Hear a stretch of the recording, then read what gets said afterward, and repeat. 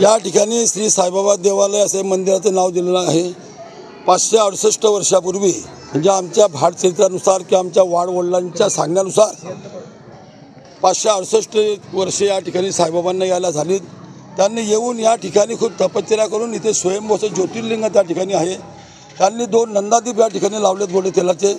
त्यांनी नवदुर्गा उत्सव सुरू केला, घटस्थापनेचा नवदुर्गा उत्सव तो आजपर्यंत या ठिकाणी आज तो चालू आहे। याला ब्रिटिश सरकारच्या वेळी 200 वर्षपूर्वीची सुद्धा जुनी सनद आमच्याकडे आहे। युती सरकार महाराष्ट्रात असताना या 1996 साली याला क दर्जा प्राप्त झालेला आहे। आणि या ठिकाणी नवरात्र उत्सवामध्ये भाविकांचं खूप याच्यावर म्हणजे श्रद्धा आहे, खूप जागृत देवस्थान आहे आणि सर्व इथं नवस मानतात आणि त्यांच्या मनोकामना पूर्ण होतात। या 9 दिवसामध्ये भरपूर साई भक्त या ठिकाणी येतात। कालच तिथे अष्टमीचा महाप्रसाद झाला।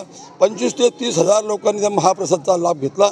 आणि या ठिकाणी प्रसादामध्ये तांदळाची खीर, गव्हाची चपाती, उडदाचे वडे आणि गंगाफळची भाजी असा महाप्रसाद या ठिकाणी होतो। यात्रा पावसाच्या 4थ्या चरणात येते, त्याच्यावर त्याचा थोडाफार तर आम्हाला जरा परिणाम होतो। परंतु माजी मंत्री जलसंपदा मंत्री माननीय गिरीश भाऊ महाजन यांनी नुकताच मागच्या सरकारमध्ये 6 महिन्यापूर्वी आम्हाला 3 रस्ते या ठिकाणी करून दिले। भरीव असा मंदिराला 3 कोटीचा निधी या ठिकाणी उपलब्ध करून दिला।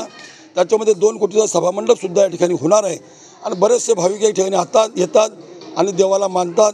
आज या ठिकाणी यात्रा आहे, काल महाप्रसाद झाला, आता देवकाठीचा प्रोग्राम चालू आहे, दुपारी 12 गाड्या होतील। अशाप्रमाणे इथे साईबाबाचा या ठिकाणी यात्रा महोत्सव साजरा होतो। मनोकामना करणारा साईबाबा आहे काय सांगा?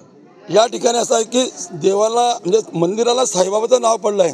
प्रत्यक्षात पाहताना ते महादेवाची पिंड आहे, या ठिकाणी घटस्थापना होते। म्हणजे त्रिशक्तीपीठ असं मंदिर आहे, खूप जागृत मंदिर आहे आणि भक्तांच्या मनोकामना पूर्ण होतात।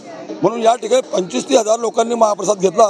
पण आज 9-10 दिवसात 2-2.5-3 लाख लोक या ठिकाणी येतात आणि त्यांच्या मनोकामना पूर्ण होतात। या ठिकाणी तेलाचं खूप महत्त्व आहे। इथे तेल कधी संपलं नाही। पूर्वीच्या काळामध्ये पाण्यात दिवे जळाले आहे अशी या ठिकाणची व्याख्या आहे।